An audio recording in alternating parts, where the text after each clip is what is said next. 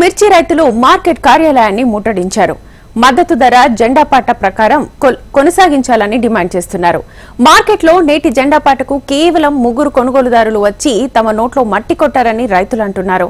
జెండా పాట 21,600 రూపాయలుండగా కొనుగోలు మాత్రం కేవలం 14 నుంచి 16 లోపే చేస్తున్నారని ఆవేదన వ్యక్తం చేశారు.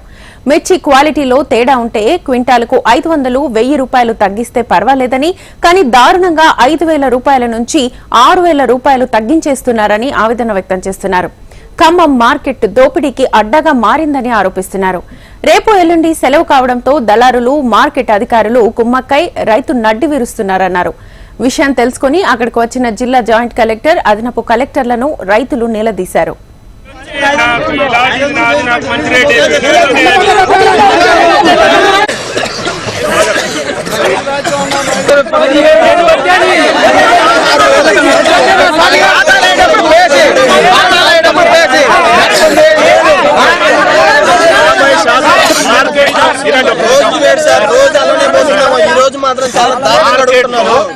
మార్కెట్ లో ఉన్న 50%